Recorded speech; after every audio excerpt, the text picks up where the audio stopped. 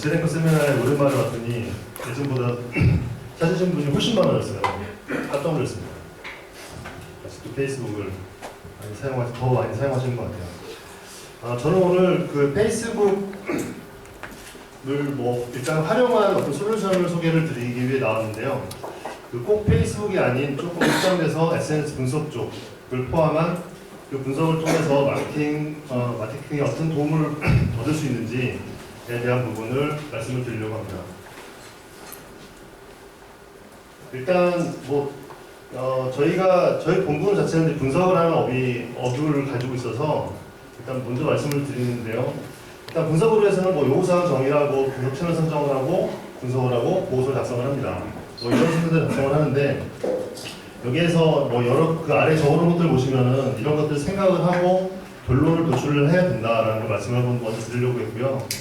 여기에 저희 이런 공공 DB들도 활용을 할 필요도 있다라는 걸 한번 말씀드리고 싶었습니다. 그리고 지금 오신 분들이 페이스북 쪽 SNS를 열심히 하시는 분들이라고 생각을 하는데요. 그 SNS라고 말하는 범주에는 블로그도 포함이 될 수 있고요. 그리고 트위터, 페이스북, 유튜브까지가 다 포함이 될 수가 있습니다. 각각의 특성들이 있고 예를 들어 지금 마케팅을 실행하는데 페이스북만 바라본다 라기보다는 또 새로운 채널이 나올 수도 있고요. 여러 가지를 바라보면서 좀 플랜을 짜시면 좋을 것 같습니다. 이 외에도 SNS는 네이버 라인이나 카카오스토리, 중국의 웨이보 이런 서비스들이 있죠. 근데 저희 같은 업체들은 저런 폐쇄형 SNS들은 다루지 않고 특히 최근에는 이 페이스북의 정보들을 많이 다루고 있습니다. 이유는 일단 그 트위터랑 비교해서는 굉장히 공감이 강한 그런 채널이라고 보고 있고요. 또 이제 트위터가 어떤 확산에 의해서 리트윗이라는 확산에 의해서 만들어진 어떤 공간이라고 한다면은 페이스북은 작은 소수의 지인들의 그룹이 수없이 많이 존재한다고 보고 있습니다. 다양성이 존재한다는 것이죠. 여러 가지 바라볼 수 있는 것들을 찾아낼 수 있고 또 하나는 남녀 구분 분석이 가능하고 이벤트 버드가 상대적으로 작아서 페이스북을 잘 활용하면 그러니까 잘 들여다보면 얻을 수 있는 인사이트가 상당히 많습니다. 그럼 잠깐 저희 툴을 좀 보여드리면서 SNS 분석이 소셜 분석이 어떤 역할을 할 수 있는지 무엇을 볼 수 있는지를 좀 설명을 드리고요. 그걸 가지고 마케팅을 실행할 때 어떤 도움을 얻을 수 있는지를 설명을 드리겠습니다. 흔히 보면 그 SNS상에서 자사의 브랜드가 혹은 꼭 SNS가 아니죠. 온라인 전체를 통틀어서 자사의 브랜드가 얼마나 많이 노출되고 있는지 또는 얼마나 많이 언급되고 있는지가 중요하게 보는 지표 중에 하나일 겁니다. 근데 그 지표가 꼭 그 양이 많다, 적다의 문제는 꼭 아닐 수는 있어요. 캠페인이 성공적으로 진행이 되면 당연히 버즈량은 많아질 것이고 그 실패하면 버즈량은 주춤하겠죠.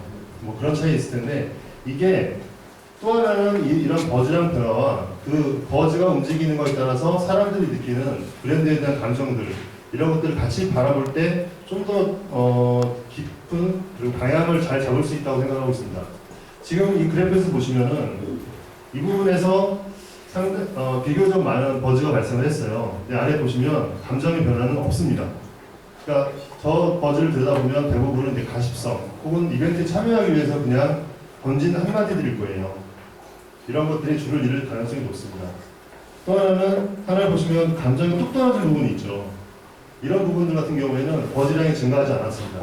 그래도 어떤 문제가 생겼거나 좋지 않은 이야기가 있을 가능성이 굉장히 높습니다. 이 해당 그래프는 한화 키워드로 수집을 한 버즈량인데요. 이때 보니까 특별한 건 없었습니다. 야구 이야기였어요. 오늘 제가 자료를 준비하면서요. 이게 어떤 분이 오실지 몰라서 민감한 것들은 다 제외했습니다. 안심하고 오셨습니다. 그래요? 제가 야구를 별로 안 좋아하고.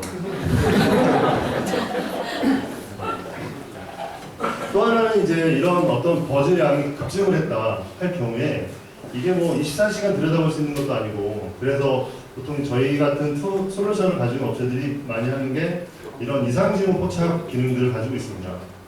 그래서 요것은 롯데백화점과 현대백화점을 비교해서 분석하고 있는 화면인데요. 노란 원이 롯데백화점입니다. 그러니까 어떤 특정 조건보다 많은 버전이 발생하면 저는 원을 그리게 되어 있는데 원이 커지는 것은 이상적인과 세다라고 볼 수가 있습니다. 하나를 클릭해 보니까 이것도 롯데백화점이 어떤 이벤트를 열었는데 그 이벤트가 성공적으로 이게 버즈가 확산이 되고 있더라고요. 그래서 갑자기 버즈가 늘었던 한 사례라고 볼 수 있습니다. 이런 것도 사실은 더 민감한 분들이 많은데요. 보여드릴 수가 없어가지고. 그리고 또 하나 많이 보는 것들은 이제 연관어의 흐름입니다. 매일매일 우리 브랜드가 언급되면서 브랜드에서 무엇라고 말하지 않습니까? 그러니까 보통 이제 어떤 이슈가 발생했다라고 할 때 그 해당 브랜드가 이슈가 아니고 브랜드가 어떻기 때문에 이슈가 됩니다. 그 어떻기 때문에라는 자체가 연관어라고 볼 수 있습니다. 매일매일 연관어의 흐름을 보면 우리 브랜드가 어떤 포지셔닝을 가져가고 있다. 우리가 밀고 있는